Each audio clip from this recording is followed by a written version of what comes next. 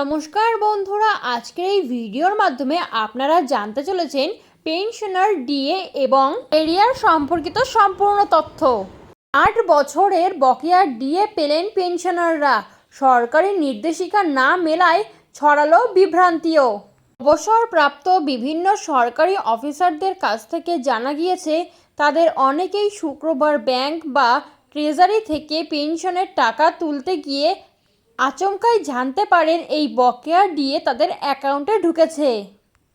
প্রায় 8 বছরের বকেয়া এই ডিএ শুক্রবারই মিটিয়ে দেওয়া হয়েছে বলে শুক্রবার নবান্নর একটি সূত্র জানিয়েছে।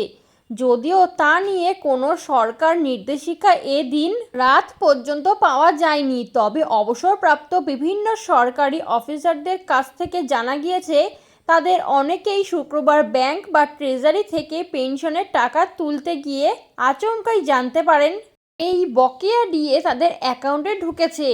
যদিও পেনশন প্রাপকদের একাংশের দাবি, ওই সময়ের জন্য যতটা পেনশন পাওয়ার কথা ছিল তার পুরোটা পাওয়া যায়নি, ফলে তা নিয়েও গুঞ্জন শুরু হয়েছে।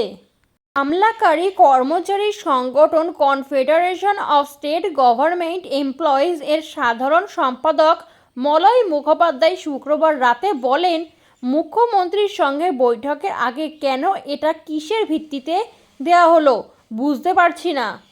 এ বিষয়ে সরকারি নির্দেশিকাও হাতে পাইনি, বরং বিভ্রান্তি ছড়িয়েছে। উল্লেখ্য, বকেয়া মহার্ঘ ভাতার নিয়ে সুপ্রিম কোর্টের মামলাকারী সংগঠনগুলির সঙ্গে সোমবারই আলোচনায় বসার কথা মুখ্যমন্ত্রী শুভেন্দু অধিকারীর। তার আগেই রাজ্য সরকারের এই সিদ্ধান্তে অবশ্য সামগ্রিকভাবে সরকারি কর্মীদের স্বস্তি এনে দিয়েছে বলে প্রশাসনের একাংশের দাবি। নবান্ন সূত্রে জানা গিয়েছে, 2008 এর 1 এপ্রিল থেকে 2015 ডিসেম্বর পর্যন্ত বকেয়া ডিএ এই টাকা মেটানো হয়েছে। এই সময়ের মধ্যে যারা যেটুকু সময় কর্মরত ছিলেন এই সময়কার ডিএ পাননি, অর্থাৎ কেউ 2010-এর ডিসেম্বরের অবসর নিয়ে থাকলে ওই সময় পর্যন্ত কর্মরত অবস্থায় যে ডিএ পাওয়ার কথা ছিল তা দেওয়া হয়নি, কিন্তু 2011 জানুয়ারি থেকে তার পেনশনের ওপরে বকেয়া ডিএ মেটানো হয়েছে।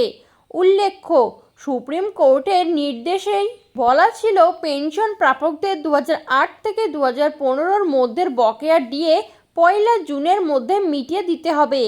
অভিযোগ, এবারের নির্বাচনের আগে সুপ্রিম কোর্টের গুঁতো খেয়ে তৎকালীন তৃণমূল সরকার শুধুমাত্র সরকারি কর্মীদের 2016 জানুয়ারি থেকে 2019 ডিসেম্বর পর্যন্ত বকেয়া ডিএ 2 কিস্তিতে মেটানোর কথা ঘোষণা করে। সেই বকেয়া ডিএর প্রথম কিস্তির টাকা গত মার্চে হাতে পান শুধু পেনশন প্রাপকরা।